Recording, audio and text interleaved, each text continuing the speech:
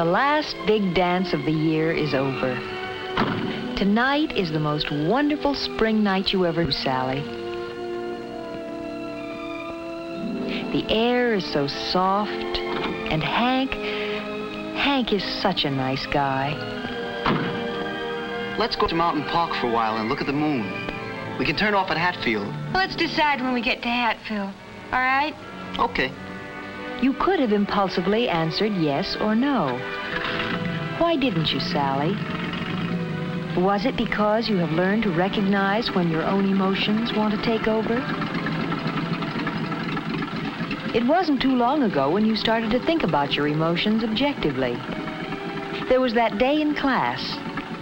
Hank was there, too. May I have your attention, please? You are wondering what today's lesson will be about. Today's lesson in psychology is going to be about emotions. Now, we all start with a primary set, and as we grow older, we acquire more of them. We've all read about Bluebeard's closet and Pandora's box. Most of us know the fascination of locked places and hidden things. That fascination is probably the emotional side of our curiosity. Would you like to know what's in the box? All right. Why don't you come up around the table?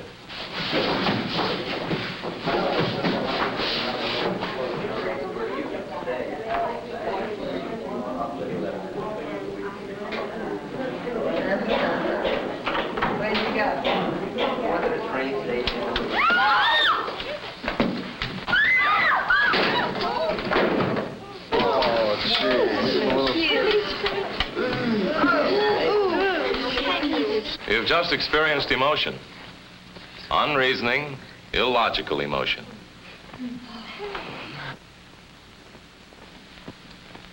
Think now. Do you think that I'd turn loose a poisonous snake in the classroom? Only association would cause you to feel the emotion of fear at the sight of a harmless snake. Emotion can so work on us that under its stimulus, we may sometimes perform feats of almost superhuman strength.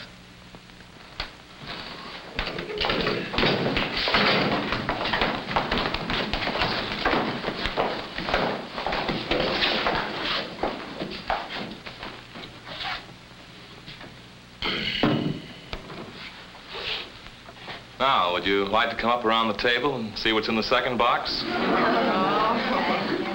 Most of you now plainly show the results of emotional conditioning. A box held a snake. You don't like snakes. So now you associate a box with a snake or with some possible danger.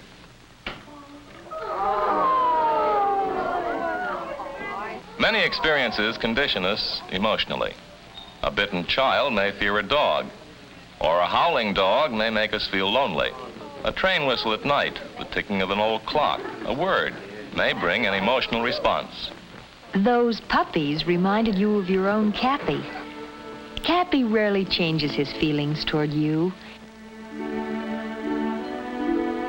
He's friendly and loyal, and you feel the same way toward him. You wouldn't tolerate anyone hurting a single hair of his shaggy coat. Yet how quickly your emotions changed while walking with Cappy that afternoon.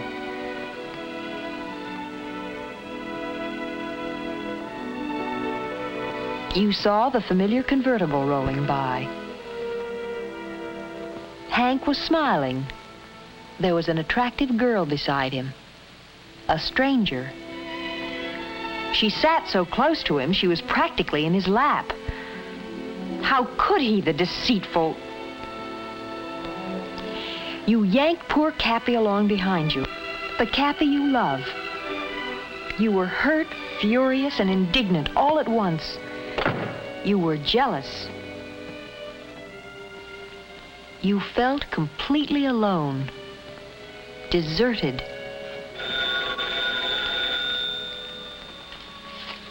Any other time, you would have been the first at the phone, just in case it was Hank. But now jealousy had swept away your common sense.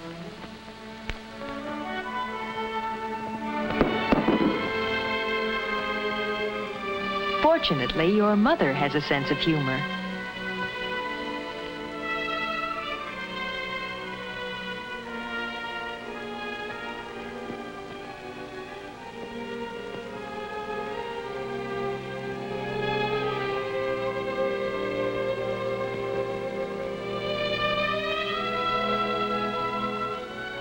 And you hoped Hank never found out what a fool your emotions had made of you.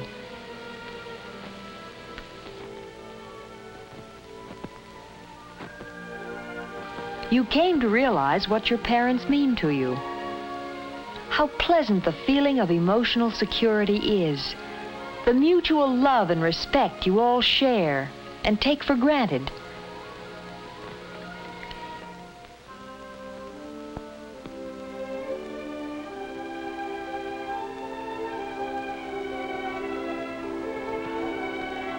Loving others and being loved is a good feeling, a feeling everyone wants to share.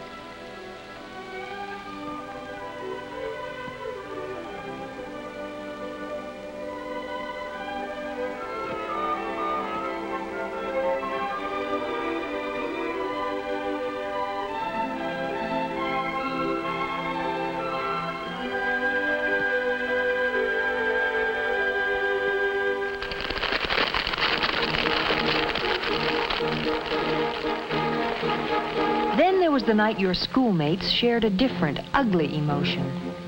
Hate. Everybody was whooping it up at the rally. The excitement about the coming game built up to a frenzy of enthusiasm. Then someone started a whispered rumor that twisted excitement into something else.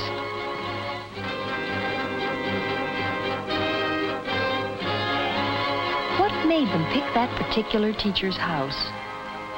What reason did anyone have to start such a thing? As a stone smashed the window, you saw how hysteria turns individuals into a mob.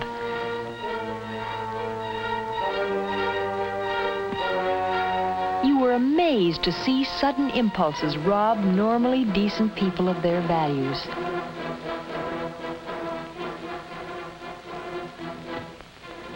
That night, you and Hank kept your emotional balance and remained rational. So you learned that it isn't always easy to think things out in the heat of the moment. And you'll never forget that day in the fencing class, Sally, when you found out how uncontrollable and intense emotion can be.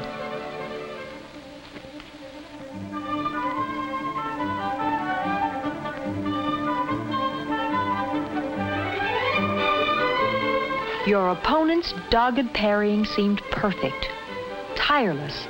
Again and again, she moved just a little faster than you. Your intense frustration boiled up inside you and then suddenly erupted into white anger. You wanted to injure her, and then caught control of yourself. It left you sick to your stomach, and even now you wince when you think of it. No, you never want to feel that way again, Sally.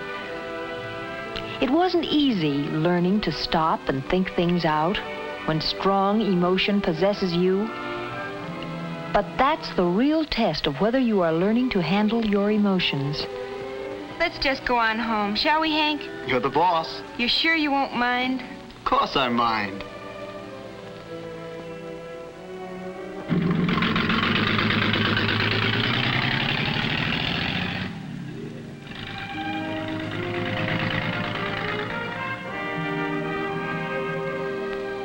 You've learned through experience that no matter how deep the emotion is, you don't have to let it take you over. You have come to realize that by bringing calm reasoning to emotional questions, your decisions will be what you really want them to be.